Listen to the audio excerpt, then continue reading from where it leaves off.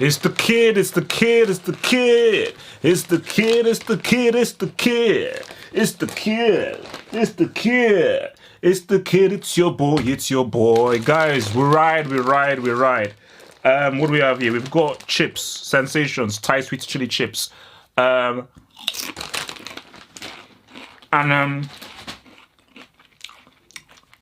called honesty. That's what I'm calling this this whole thing. I'm calling this live stream honesty, because I'm all about being honest and I'm all about being real. So, welcome to the stream where, what up guys, what's up, welcome to the stream. So, this is where I'm going to be as honest as possible in my assessments of what has happened. So on the agenda, the main things on the agenda, again, if any new things come across, we will then try to understand them. But the main things on the agenda is City's domestic treble. Domestic treble. Pep, talking about Pep and being real about the whole thing. Bayern winning the Bundesliga, what that means, if anything. And the apparent end of Robben and Ribery. I say apparent end because we'll talk about that and the impact on Bayern. Because I'm going to do it. I'm going to do like a separate vid offline about Robben and Ribery's impact. I'm going to go ham on that 2013 seal. I'm going to go ham on that 2013 seal. Hopefully Hankes was on that pitch. But let's just start first with the well, you could argue maybe it's the biggest story, but let's just start off first with, you know, the top. Man City sacrificed Watford. Now, I don't mean to be rude. I gave Watford credit for getting to the FA Cup final.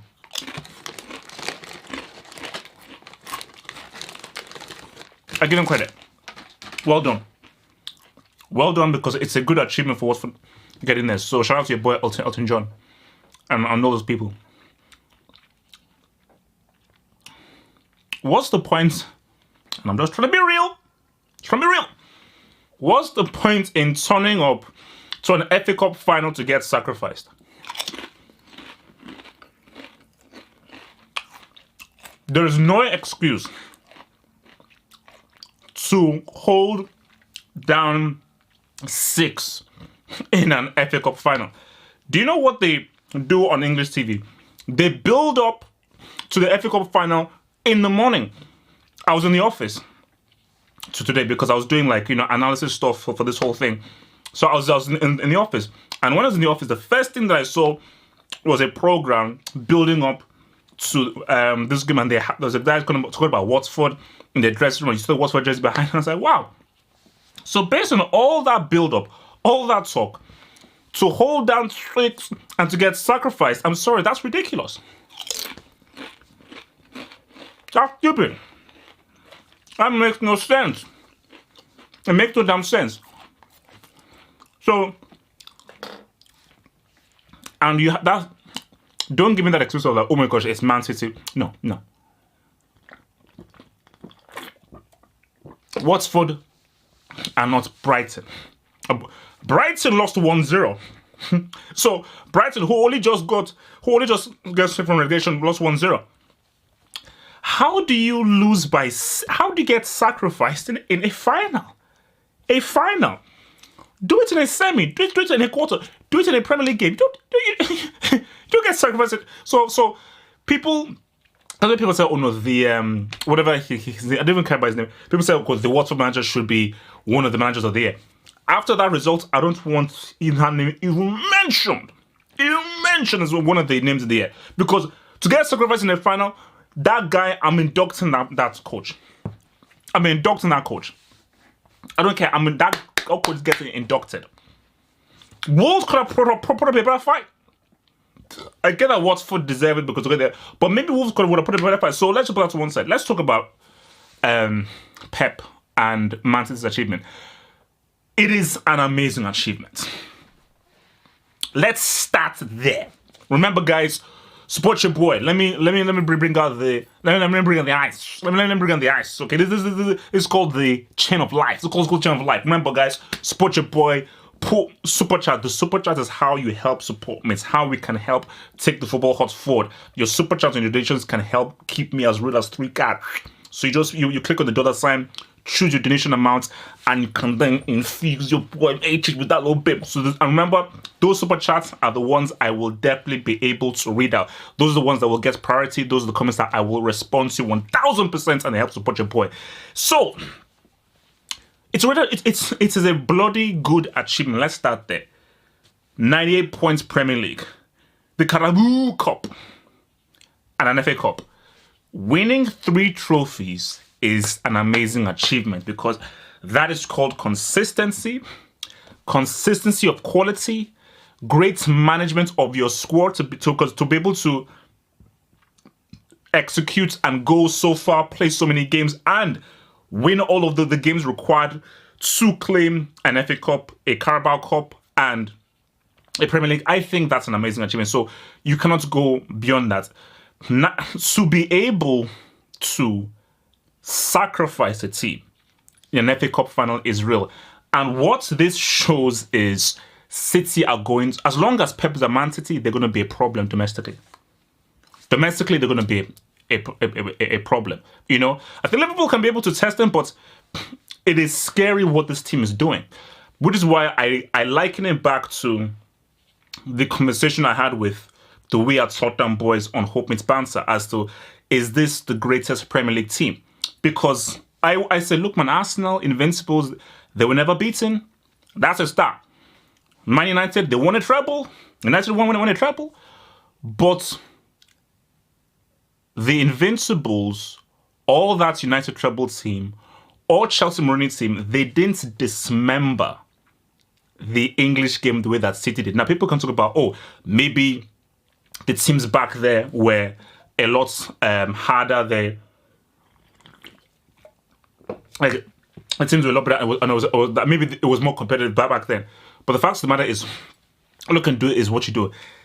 The Invincibles, Mourinho's Chelsea team, the United treble team, all of Fergie's team, none of them dismembered and disgraced and took out the English game the way that City have. Do you know what the funny thing is? Some clown, I'm not going to mention the name, some clown just put in, you hate Pep.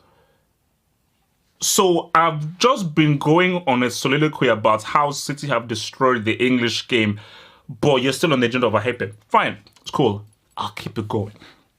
So this just goes further to say, you know what? I think I've got to put this as the best team that the Premier League has ever seen. I think I have to do, because the way that they are just dominating, the way that they're just destroying teams, the way they're just taking teams down, I think is amazing. And I think what their Premier League win showed, because they've been showing you 2 bits of quality. Their Premier League win showed that they have a fight. That almost like a boxer, they can get up from the canvas and win the fight. Because again, they were beaten. They were beaten. Like in that, in the Premier League, we all assumed that Liverpool would win. From 7 points behind, they came and they won the league. And what this FA Cup win has shown is their superiority, their amazing quality. Because to beat, first of all, to beat any team in a final 6-0 is ridiculous. But to sacrifice a team like Watford, who are like I think they finished like 7th or 8th. That's crazy. That is crazy. So it is an amazing achievement, and I think I have to concede and say, yeah, this is probably the greatest Premier League team. Now, I said I was going to be honest. And if you only want me to say good things and not give you the full story, please log off now. It's Saturday night. I'm sure there are better things you can do, and you can rest and chill. If you only want to hear good things and you don't want me to be honest, please stop watching now, because I'm here to be honest. So, first things first. Pep won 3 trophies. That's what he did. He won 3 trophies. This is the first time I've heard the term domestic treble. The word treble is saved for your league title, your major cup title, and the CL. Let me repeat myself. The word treble is saved for your league title, your major cup, and the CL. That's what treble means in football terms. Open up your football dictionary, flick the pages, stop at T, tripled treble. That's what the definition is in the football dictionary. That's the first point. Second point is, what is this?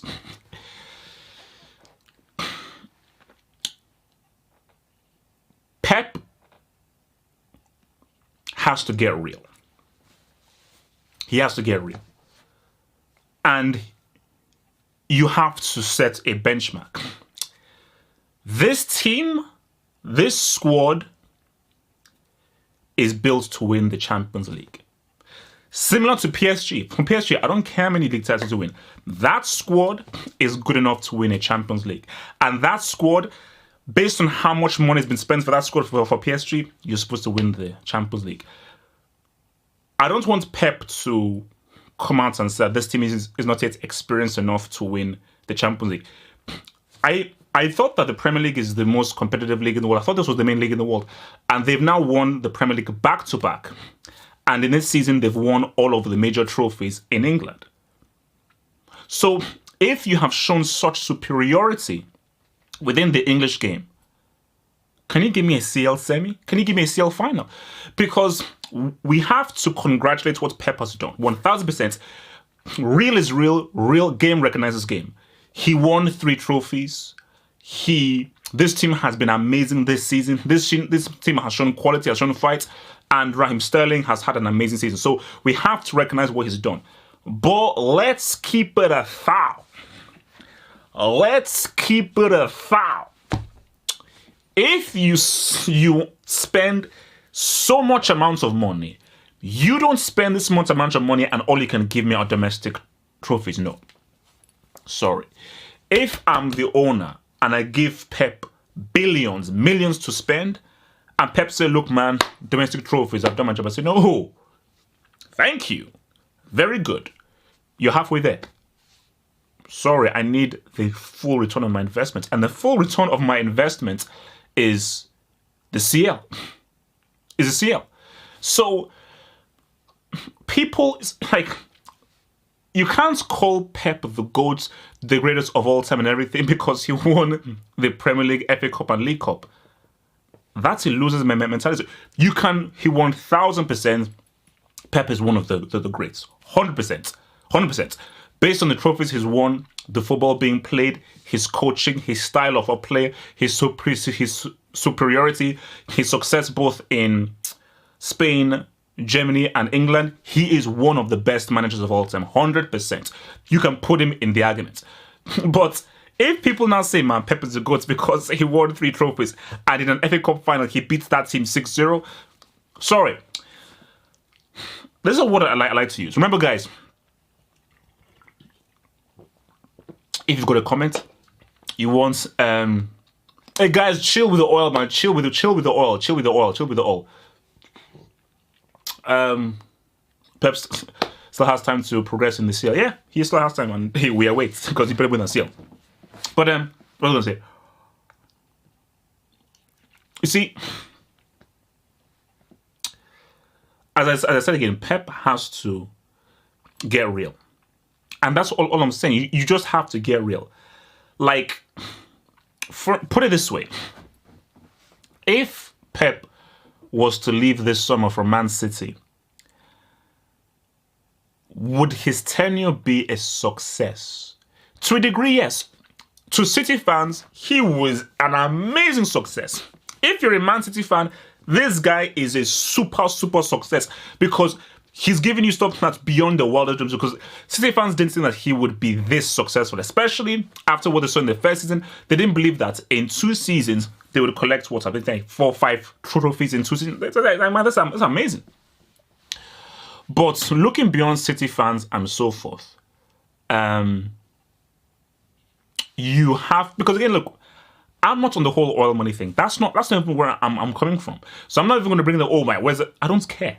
I'm here about the football and the analysis. I'm not a businessman. I'm not an economist. I don't work for CNN. I'm not like a journalist where it's like, where did the money come from? No, I'm just a football analyst from the street. Actually, I'm just a football analyst and that's it. So, I'm going to say this. Remember, guys, if you want a comment read, use the super chats. Use the super chats, and I'm ready to respond to any comments by using the super chats.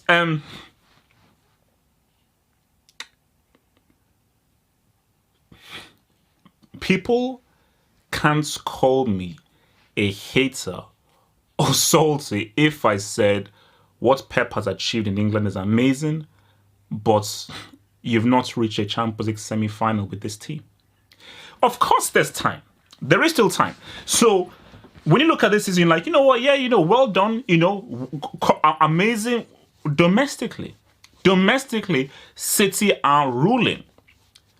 But, and that's why it's like, it's difficult, because if you're a City fan, you're satisfied. City fans are not desperate for a Champions League. See, if you're Real Madrid, a La Liga isn't enough. A La Liga or a Copa del Rey is enough. Case in point, and this way is levels. Last season, so last season, Valverde delivered a double. He was about to get sacked. And Barcelona will probably beat Valencia, and Valverde will still get sacked because, like, no, we need that CL. We need that CL. Not only do we need a CL, we need 3 trophies. We're going for a treble every single season. But that's what I want to say. Degree of difficulty. Now, 100%, I think the Premier League was very tough for City to win. And I think even winning 3 trophies was very, very tough. But there is something about the Champions League, because put it this way. As I already said, and I said when I appeared on the TV thing that I did, there was no chance of Watford beating Man City. But City were going to win. I didn't say sacrifice, baby. Like, a sacrifice is not what I saw. What was I going to say? So sacrifice is not what I saw. So City. So leave Liverpool. Thank you. Sorry, I lost my train of thought. If Liverpool end up winning the Champions League, City can say, well, we won 3 trophies. But Liverpool can be like, we won the big one. And let me assure you this. Because people say, let me assure you. Pep Guardiola 1000% wants that Champions League. 1000%. What's it called? My compatriot, my Nigerian, I think it's Otuba or something, but basically, this is a Nigerian journalist. I remember when he asked Pep, people always criticize and said you've not been able to win the Champions League without Messi. And Pep realized that, yeah, it's true. Like, Messi is the only reason why I've won the Champions League. That was a tongue-in-cheek response. Because Pep knows deep down that people are always going to have this against him, that I've not been able to win a Champions League without who I regard as probably the greatest club football player of all time, international flop. And Messi's going to flop this summer in the Copa America, but the greatest international player of all time. So my thing about it is that Pep, of course he wants to win the flipping Champions League. And it's that chip on his shoulder. He wants to prove that I can win a Champions League without Messi and with a team other than Barcelona.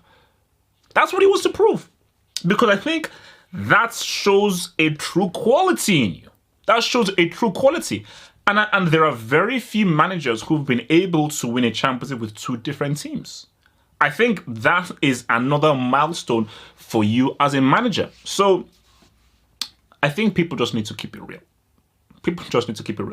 But look, we'll get back to that whole thing a bit more. I want to just move on now. So remember, guys, again, use the super chats to ask your boy. The super chats get priority. I'll be able to respond to those immediate monthly. So don't worry, we'll get back to Pep, no problemo. Bayern won the Bundesliga, surprise, because Dortmund choked. I don't even want to just delve into too deeply into what Dortmund did, because at a point Dortmund were 9 points clear. At a point Dortmund were freaking 9 points clear, and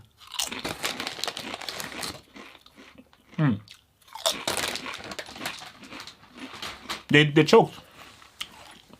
They couldn't give Marco Reus a flipping Bundesliga title.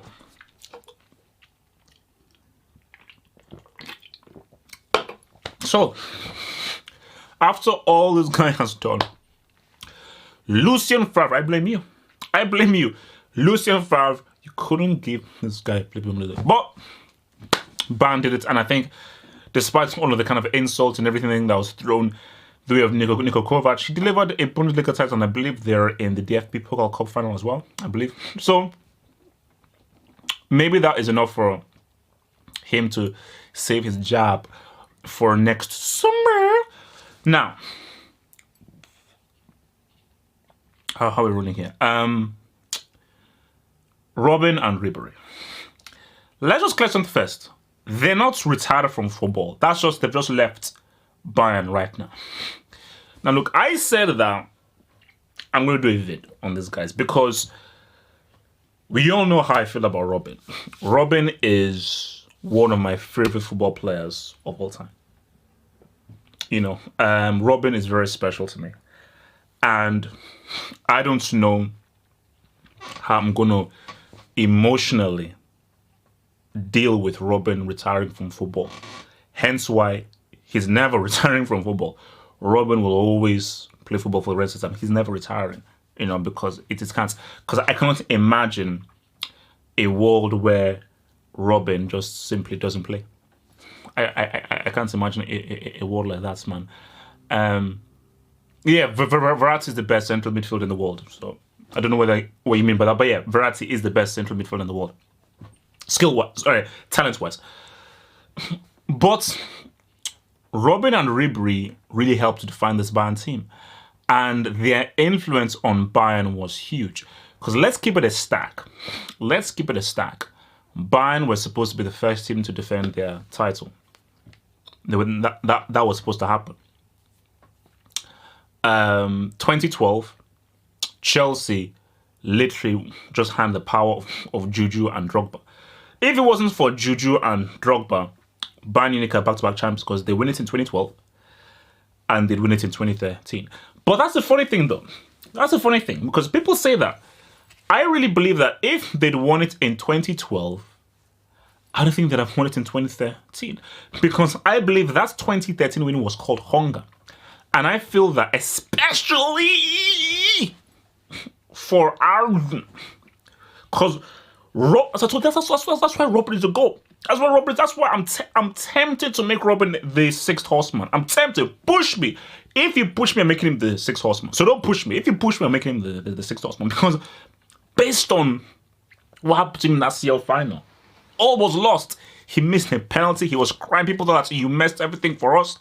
To come back and to put it right a year later, scoring, balling throughout the whole CL thing, one of the most dominant runs in CL history, and scoring in that final, it was up. That was real, man. That was so real. So that has one of the best comeback stories. I mean, the best comeback story in the world is still what Ronaldo did in the 2002 World Cup. That will never be ever equaled. I'll keep preaching. I don't care what it says. Ronaldo in the 2002 World Cup is the best comeback story of all time. It's never been equaled. It's never been bettered. The second best comeback story is Robben in the CL final. So Bayern are screwed. They are screwed because Bayern have suffered because Lewandowski has become a Class C brick, and Robben and Ribery just have not been as effective. And you've seen Ribery's age catch up to him, and Robben's injuries catch up to him. And Bayern Munich's system is very reliant on Robben and Ribery.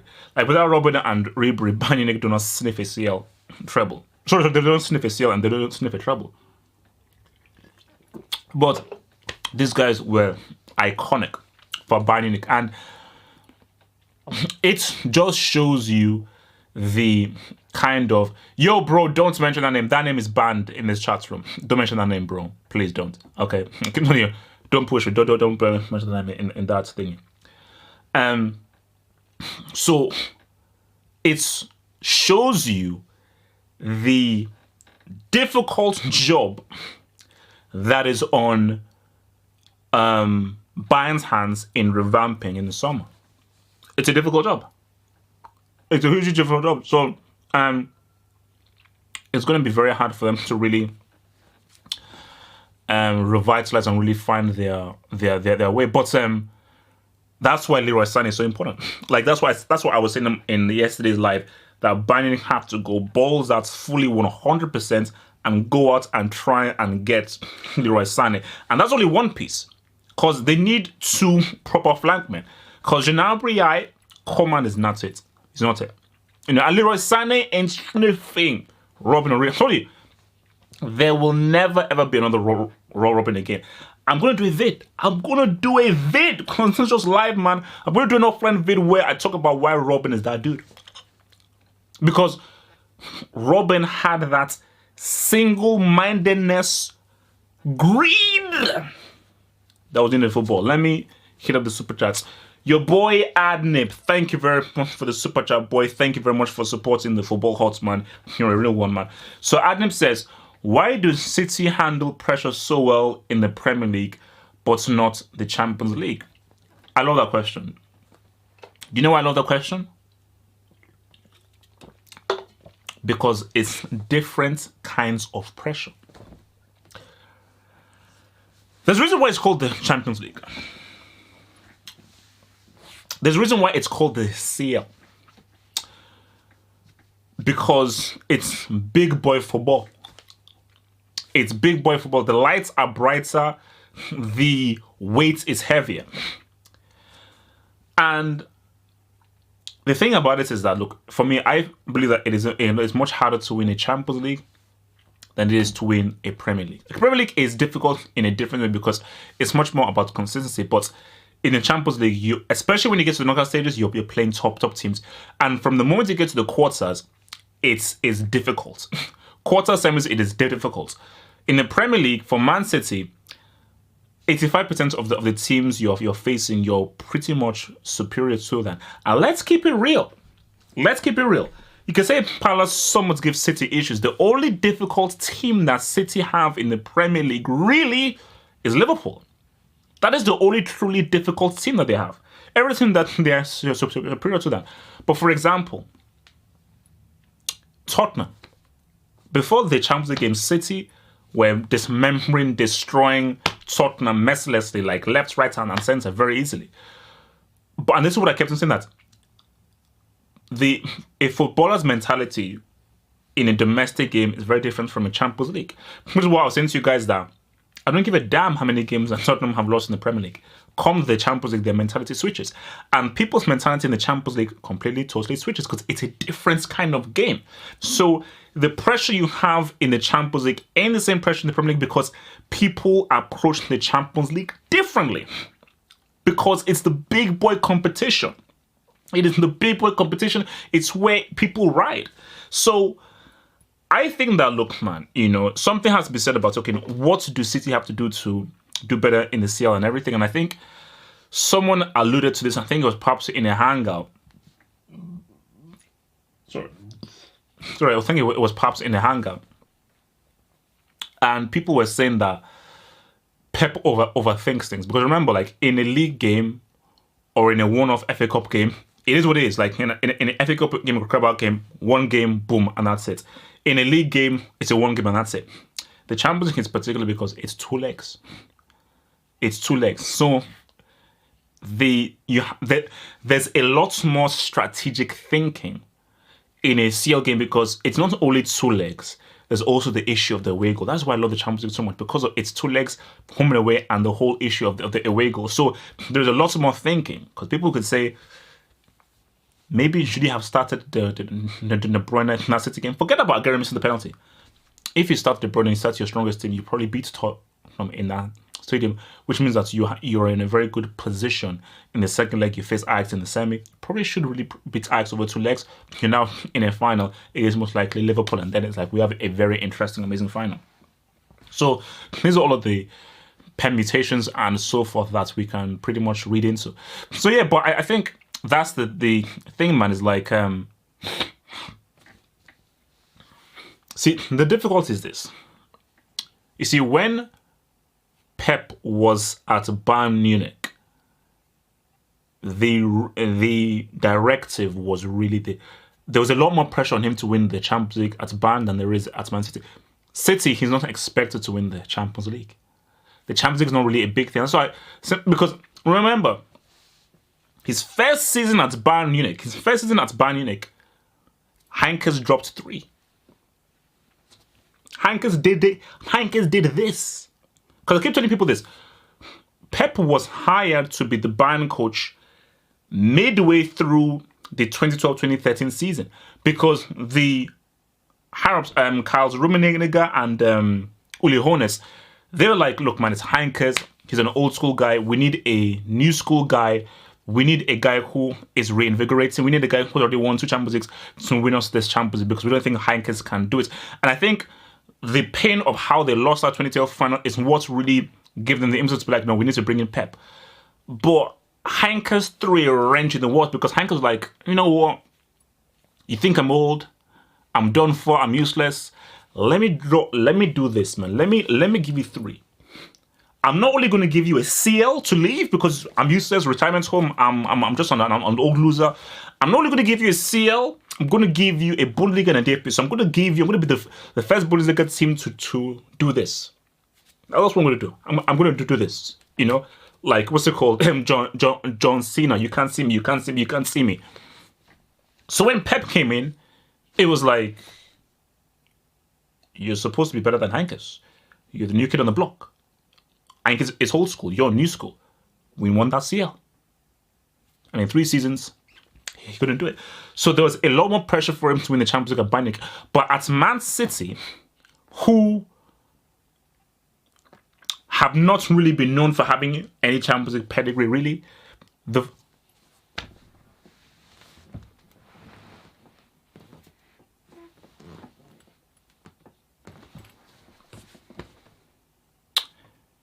I think this was mentioned before. Has Pellegrini been further in the Champions League with Man City than Pep? Let me just see whether, because I think Pellegrini got to the semis with Man City. Let me just see what has Pellegrini been further in the Champions League with City than Pep has. Let me see what the chat are saying to that right now. Yeah, so people are saying yes. Yes. Wow. Damn. Yeah. So people are saying yes. So yeah, versus Madrid. Yeah, where Real Madrid beat them. Yeah. So yeah. Wow. So basically, my thing is that look, at City, he is just not required to win the Champions League. He's just not required to win the Champions League at Man City. And I think City, that's the thing about this is this. I think City fans are really enjoying their dominance in the Premier League and also their superiority over Man United. So I think for City fans, they actually would prefer to, you could ask City fans, what would you rather win? The Premier League or the Champions League? 1000% it's the Premier League. 1000% is the Premier League, because I think City fans there's no European pedigree for the City fans. And I think City fans, for so long, they've been the punching bag of Man United, that for City, like, nah, we want to enjoy this. We want to enjoy United, who can't even qualify for the Champions League. We are both easily in the Champions League every single season, and we're in the Premier League and the FA Cup and the Carabao Cup.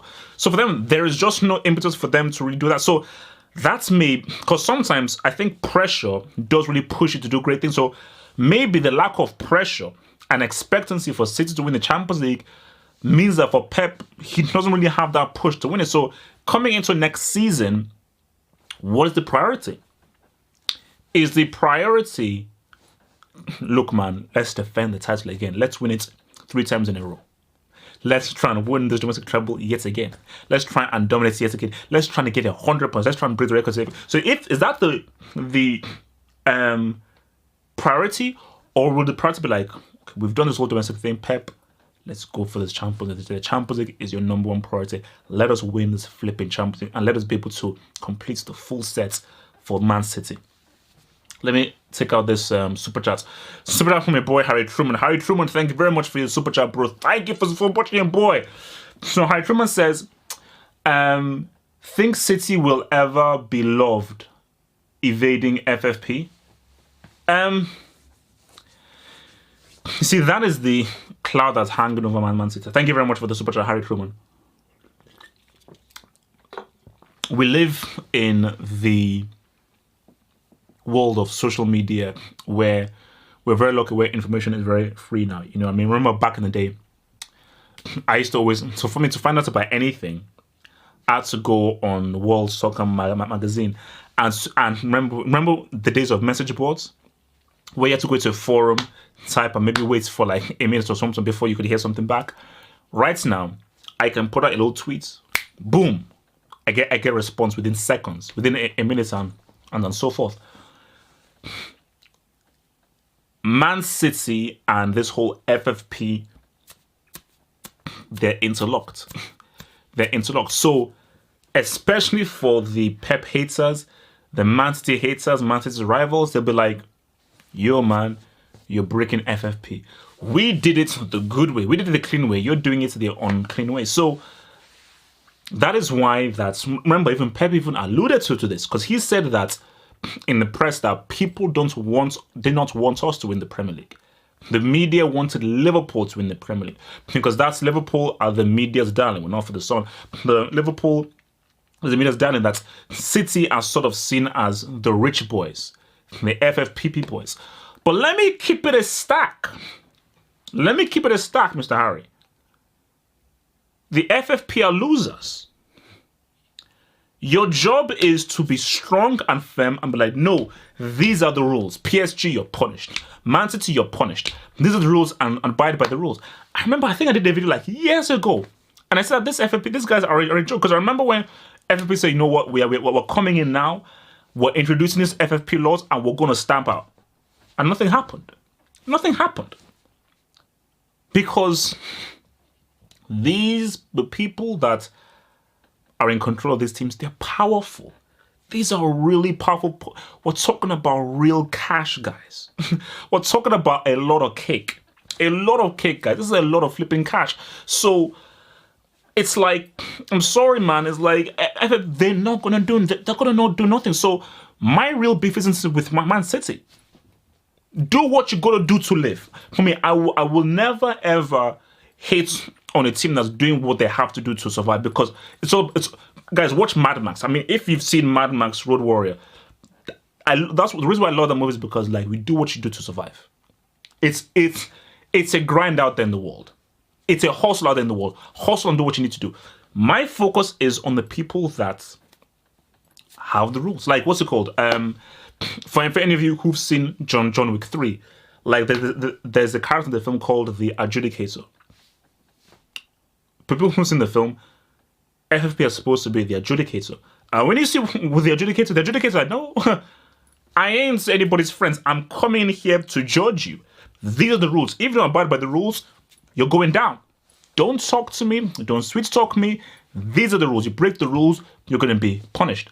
And I assume that the FFP is that I don't care if you're Man City. I don't care if you're PSG. I don't care how much money you have. I don't care about your branding. I don't care about your status in UEFA. We are the bearer of what the rules are. You break the rules, you will be punished. But these guys, FFP are they are weak.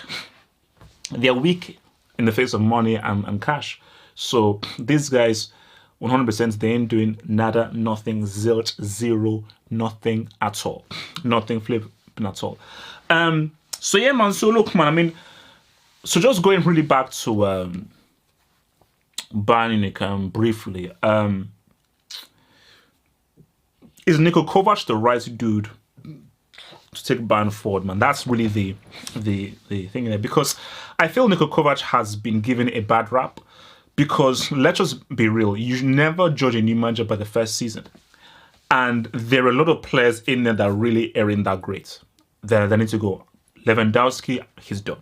Lewandowski done. So that's your main striker. He's done. Robben and Ribery, I'm sure these guys are too old. Coman, he ain't it. Gnabry is young. Thiago is decent as young, but I think Thiago needs another quality midfielder next to him. Having Martinez, he showed that he's... Remember, a lot of these guys, man, Robben, Ribery, Javi Martinez, these guys are from 2013. 20 from the Treble team of 2013, from Neuer as well. So there's a lot of weight that needs to be done for. There's a lot of weight that needs to be done for and needs to be completely be rid of. So I think that those guys need to pretty much be taken out and just move away. So Niko Kovac has a huge job in his hands this summer. Massive job, because 5-6 players need to be tinkering. You need a new striker. I think you need 2 new wide men. You need another quality central midfielder. You maybe need another central defender, and you probably need another really quality left back or right back. I think even Alba is I think even Alaba may be suffering. So maybe you need a replacement for Alaba, because remember, Kimmich is younger and he has a greater upside. So maybe you need you put Alaba in the midfield to replace a Javi Martinez, and you get another good quality left back. Maybe you ride and try and see what they could get an Alexandro. And also, why, again, keep saying this, why Bayern allowed Douglas Costa to go, I have no flipping idea. I have no flipping idea why you'd allow that guy to go, man. So as I see people, and this is what I put out, and I think people were like, I don't even know how people reacted. I said that we live in a very vicious cycle of club football. You see, how a football hut is merely about football analysis. I'm here to report on football and reports to see what's happening. But beyond that, I try and look at the bigger picture of everything. So this season, City defended their title. Bayern are on 6-7 in a row. Juventus are on 8 in a row. PSG, I think, are on 3-4 in a row. Barcelona, I think, maybe on 3 in a row or 2 in a row. It's pretty much the same story. Pretty much. I think next season in La Liga is going to be very exciting. Again, shout out to Valencia shouldn't be given that CL ticket. No. You scrub it in the Champions League. You embarrass yourself in the Europa League at home. No. Give that. No. UEFA, I want Valencia's Champions League tickets revoked. Give it to Getafe. Because, first of all, it's great that Getafe have actually qualified for the Europa League. I think that's amazing. From what I think, don't these guys play like in my kitchen or something? To qualify for the Europa League is huge, but they should be given the CL ticket. They should be given the CL ticket, and they deserve the CL ticket, not those cans Valencia. But when you look at La Liga is going to be very interesting next season, because I think Real Madrid should really give Barcelona a true challenge next season.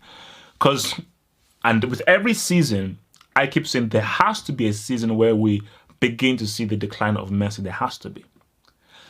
It may not be next season. It may not be the season after. Maybe be in 3-4 seasons time. But once we have a season where Messi begins to decline, that is where Barcelona get very worried. Because I am fearful. Because this was the plan. This was the plan. The plan was, Neymar, you're the understudy of Messi. Once Messi retires and leaves, this is your team. Neymar, here you go. Because Neymar was supposed to be the next guy, the next king, the next guy on the throne. And once Messi goes away, we have a beautiful, amazing transition of Messi handing the keys over to Neymar. But Neymar was like, I'm not going to be somebody's side piece. I want my own team. Which is why for Barcelona, they can say they're planning and everything. Remember, Barcelona have always been on the pulse of the next Romario, Rivaldo, Dino. Messi. But the key thing is this, is that I'm a huge Rivaldo Romario fan. But I think Rivaldo Romario weren't what Ronaldinho was. Because when Ronaldinho came, it was like, I'll be real with you. Let's keep it. Look, it's Saturday, so let's keep it real. Let's keep it real. But I don't have it anymore. Let's keep it real.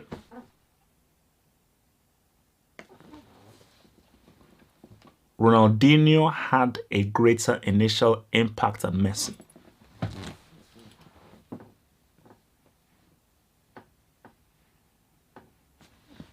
I'll say it one more time for the kids at the back. Ronaldinho had a greater impact, initial impact, than Messi.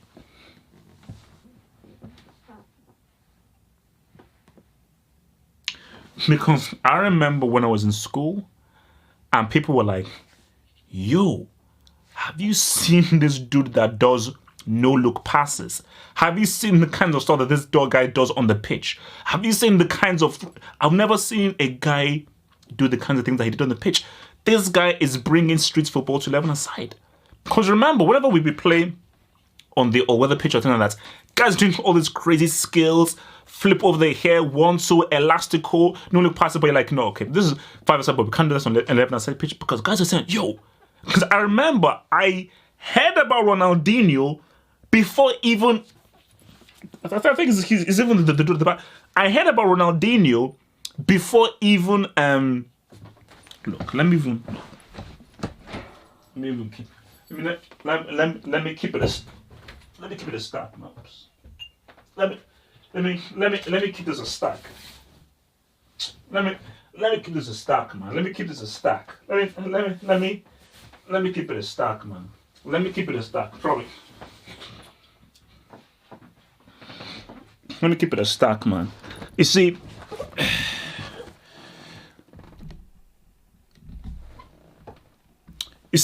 thing about this is this. What is it? I heard about Ronaldinho before seeing him. That's the thing. I heard about him because remember, people were like, yo, man, have you seen what this guy is doing? This guy does no-look passes. This guy does stuff that people do in basketball. Have you seen this guy? I was like, what do you mean? So people were talking about this guy on the street before I even saw him. Before I even saw this flipping dude. You know, that's sick. Okay, no, because... Thank you for the $1.99 donation, Mr. Whoa, the GOAT. Thank you for the donation. But I would just ask you, can you please change your username? Thank you for the donation, but can you please change the username? That's just messed up. You can't do that to me. That's messed up. That's actually messed up. You know, that's messed up. But back to what I'm saying. Even look at his look at this guy's face, man. Look at, I think that's actually from the 2010 World Cup. Look, let me not read it. Look, what Messi is about longevity. But guys, let's keep it real. Dino's longevity was trash. That guy had zero consistency. But who had a better pick, Dino or Messi? Let's be real. Who had a better pick, Dino or Messi? Messi wins the longevity argument all day, every day. As far as longevity and consistency, he has Dino beat. Who, based on their peak,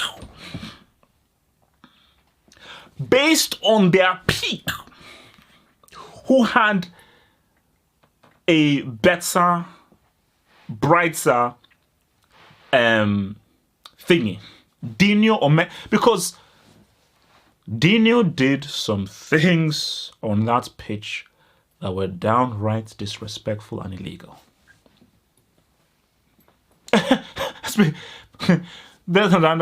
Oh, really? Okay, look. No, okay, guys. I'm not disrespecting Messi here. I'm not disrespecting this guy at all. The difference between Dino and Messi is this. Messi is like consistent quality. Who also does some amazing, but he's like, this is just a consistent, amazing footballer. That how can you be this good so consistently? It's amazing. Dino made the crowd stand up. Dino made the crowd applaud. Like, Dino brought joy to the crowds. Because basically, Dino is a guy where he can be on the streets and he'll be mobbed. Because guys are like, no. You speak for us. You speak for us. Like, Dino represents the streets footballers. Like, all those guys who be played in the park, in the garden, doing all those things. Dino represented us. He spoke for us. Because most guys, when they do 11, says that, look, man, I can't bring that whole 5-a-side thing. So, but Dino said, no, I'm bringing that street football to let them see. I'm bringing that street football to let them see. Dino was real. Dino was that dude, baby.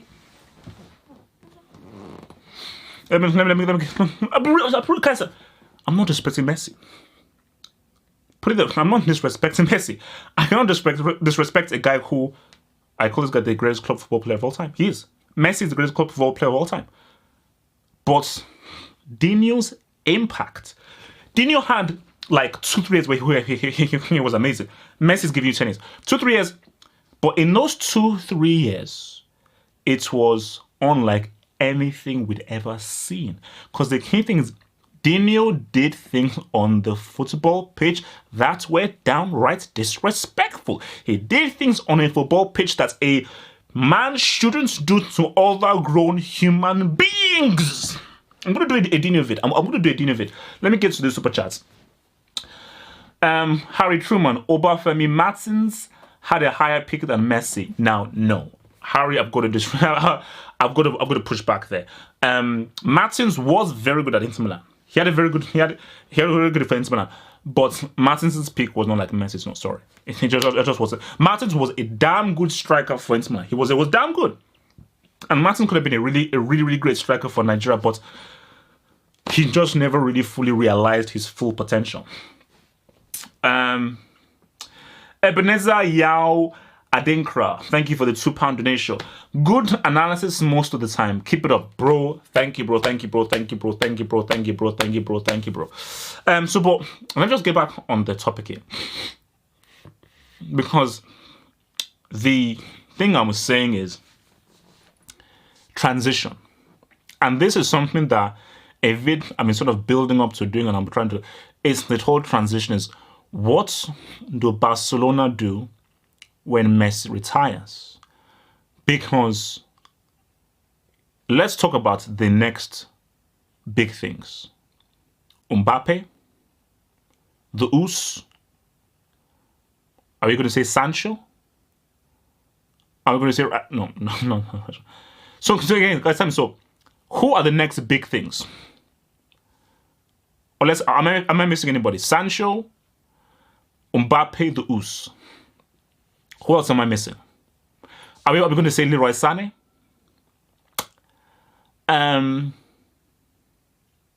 So your boy says La Masia. Well, are you telling me that the next great player is going to come from La Masia? You know. So my main thing is okay. Vinicius, I don't really know. Vinicius, I won't. This dude pretty natural. Yo, shout out to our Fortune, the moderator Fortune. Thank you, bro. So Fortune says ZH.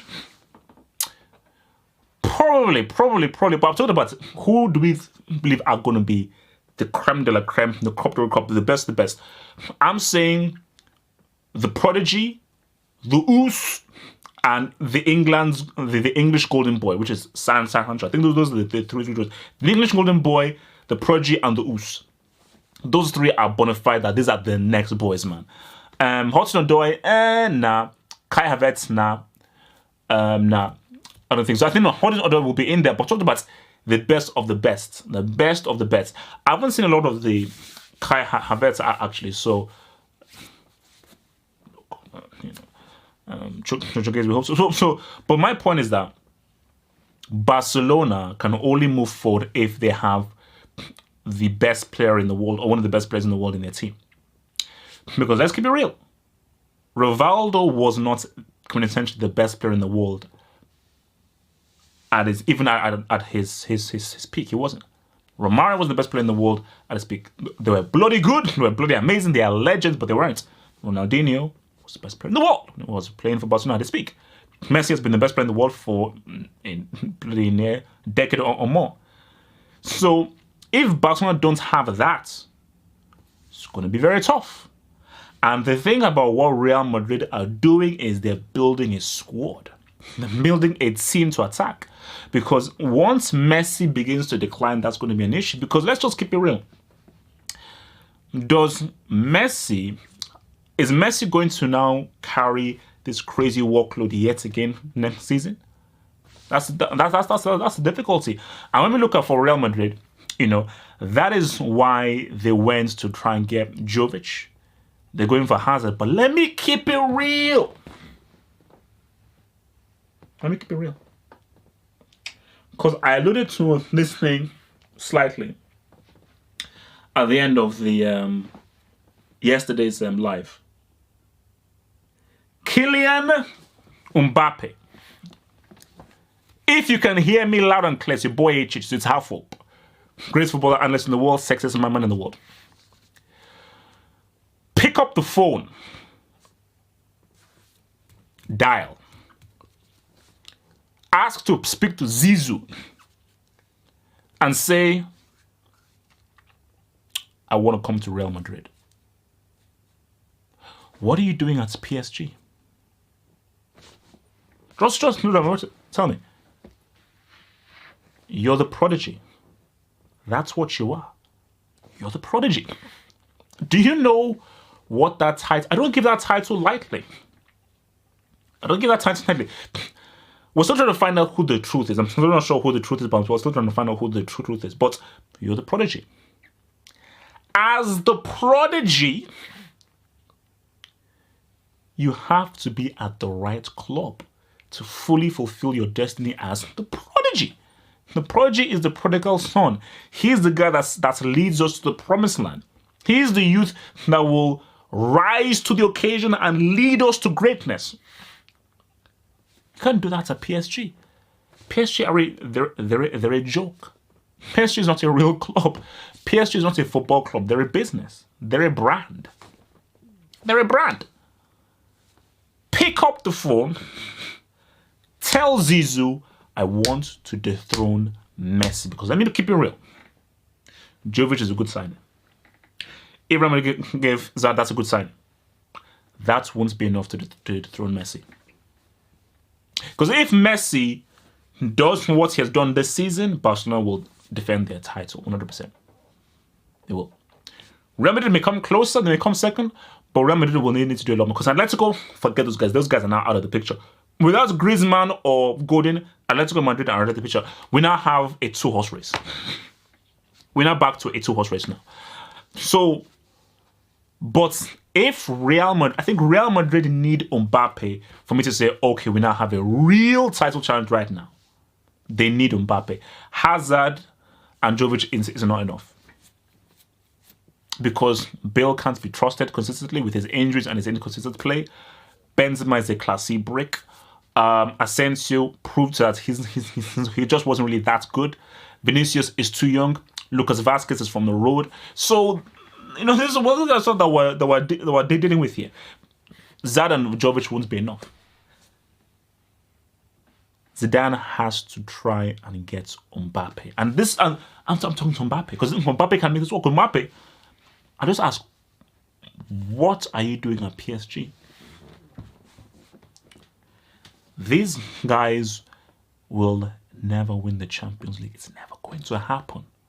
because Neymar is going to keep getting injured during his opponent times.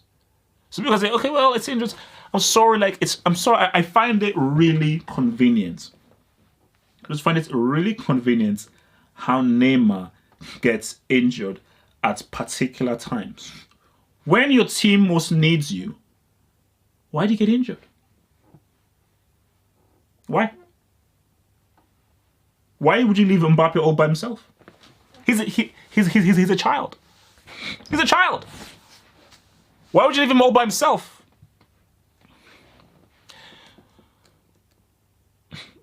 You've got to get real, Mbappe. Because, see, I know what... No, I know, and I can get into his psyche. PSG are a big club, huge brand, big name, big stars. You're alongside Neymar. You've grown friendly with Neymar. And you believe that let us do this thing that people think we can't do, which is win the Champions League. Because people are laughing at us. They think that we're a joke. Let us do this thing that people think that we can't do. And that's why he wants to stay. And you know what? You can maybe admire that. Let's prove people wrong. Because I feel PSG are a bunch of losers who will never ever win the Champions League. I feel they're a joke. And they will just keep on choking again and again and again. But maybe prove me wrong. Maybe prove me wrong. So,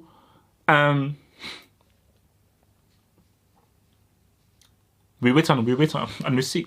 So people, so this dude here says Neymar wins the Copa America. Let me be real, because so this is what's gonna happen. I mean, obviously, at the end of the season, I need a holiday. So I'm gonna take hopefully a 1 week or a 2 week holiday. Hopefully, maybe just rest, chill, and then we have to restart 15th of June when the Copa America Nations Cup starts. Because I do need to rest. Let me just put this very plain and clear. Neymar, or what's it called, Neymar Jr. That's your full name. If you do not win the Copa America this summer on home soil, stay in Brazil. I don't even want Neymar's name to be mentioned. I don't even want his name to be mentioned. If you fail to, because let's keep it real, who's in this Copa America? Uruguay, the Cannibals a brick. Chile, Sanchez is a brick. Vidal is too old. The team are in the same team that they were in 2015, 2016. Argentina, they're a joke. Messi is an international flop. Dybala is now, I think, a Class C brick. Colombia, they've not shown that as talented as they are toothless. The stage is set for Brazil to win. I've seen the squad. I've seen the quality of them in the squad. Brazil have no excuse not to win this Copa America. There is no excuse for them to win. Put this way, even if Neymar wins the Copa America, I'm like, okay, wow, you delivered Brazil a Copa America, which you should have bought. Okay, cool, that's a start, but that still doesn't change anything. If Brazil have zero excuses not to win that Copa America, home soil where you have no competition. There's no real competition. There's no competition. Your main rivals, Argentina, are a bunch of losers. Uruguay, who are normally a very strong team, that core of Godin, Cavani, Cannibal, I think we're now beginning to see them decline. We're now beginning to see age catch up with them. Chile are in the same team with 2015 to 2016, and one of their key guys, Sanchez, is trash. He's useless. I'm talking Class A brick, a potential scholar, potential wing named after him. So that's what I'm talking about. So there is no excuse. Because see, I want to speak to Neymar fanboys.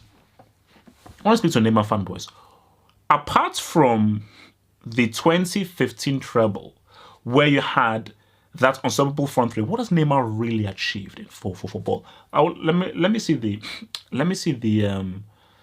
comments. What has Neymar truly achieved in football apart from the 2015 treble, where really, I don't call that achievement because you were playing with flipping Lionel Messi and a peak Cannibal. What has Neymar as an individual really achieved? Anybody that mentions Olympics, the front door is over there. Let yourself out. What has Neymar truly achieved in football? Please tell me. Oh, as someone said, Japan, man. That's cool.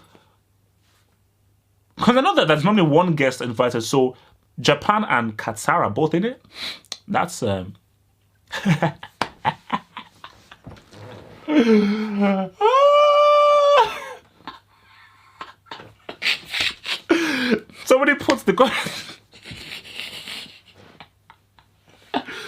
puts the Confederations Cup. Wow.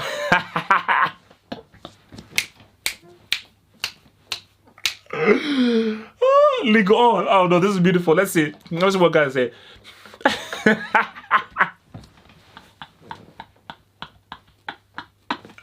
What's what guys say? So World Cup quarterfinals is not easy to reach. Olympics, Ligue 1.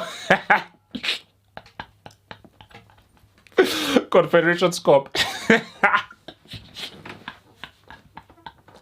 So basically, so on his list, you'll see Ligue 1, French Cup, Confederations Cup, and Olympics. Bro, look, but I'm signing out right now. So Neymar, if you're listening, it's your boy HH, man.